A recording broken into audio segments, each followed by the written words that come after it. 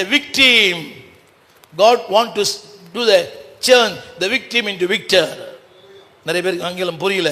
சொல்லுங்க, நான் தண்டிக்கப்பட வேண்டியவன், ஆனா கர்த்தர் என்னை மிதிக்கிற ஆளா மாத்திருக்கிறார். ஐயா புரியுதுங்களா? நான் I am a victim, but God made him as a victor. I am a victim. நான் தண்டிக்கப்பட வேண்டியவன். பாருங்க, யார் யாரை மிதிக்கிறது? ஐயா ஸ்க்ரீனில் போட்டிருக்காங்களே, இந்த பக்கம் இருக்க ஸ்க்ரீன் தெரியாதோ? ஓ தெரியுதா? இருக்குதா? தேங்க்யூ. நான் மிதிக்கப்பட வேண்டியவன், ஆனால் நான் இப்போ என்ன பண்ணுறேன்? கரங்களை உயர்த்தி.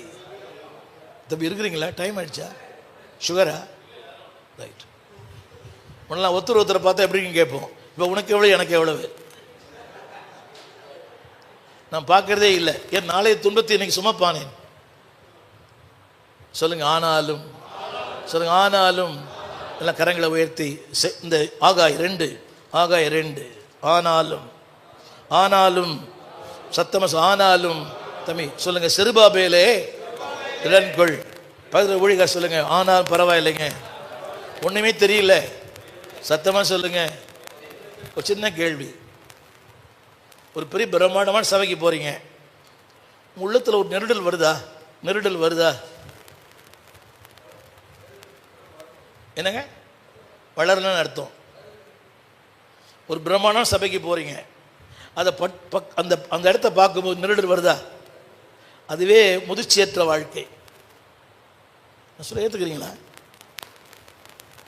அவருக்கு என்னங்க, அவங்க கோபுரத்தை ரொம்ப பெரிய ஆள், அவர் கொடுத்துருவாரா? யார் தர மாட்டாங்க. அண்ணன் என்னடா, தம்பி என்னடா, அவசரமான உலகத்தில் ஆசைக்குள்ள அர்த்தம் என்னடா?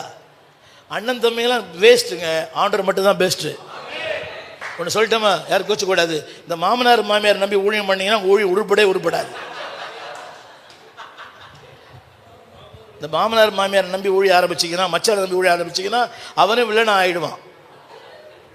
இப்போ பில்லராக இருக்கிறான், நாளைக்கு அவனே கேட்டர் பில்லர் ஆகிடுவான். புரியவே இல்லை.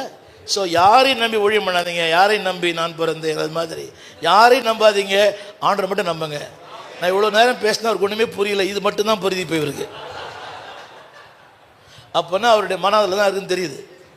தம்பி கூட சரியா பாருங்க, இது வரைக்கும் அவர் ரொம்ப மௌனமாக இருந்தார், இப்போ தான் இன்வால்மெண்ட்டுக்குள்ளே வந்திருக்கிறார். சொல்லுங்கள், ஆனாலும். சொல்லுங்கள், பக்கத்தில் ஆளை பார்த்து சொல்லுங்கள், அவர் பேர் தெரியுமா உங்களுக்கு? தெரியாது, பேரே தெரியாது. ஊழிய மீட்டிங் வரீங்க, அவர் பேர் என்னன்னு கேளுங்க. அவர் பேரை சொல்லுங்க, திடன் கொள்ளுங்க, சத்தமாக சொல்லுங்க.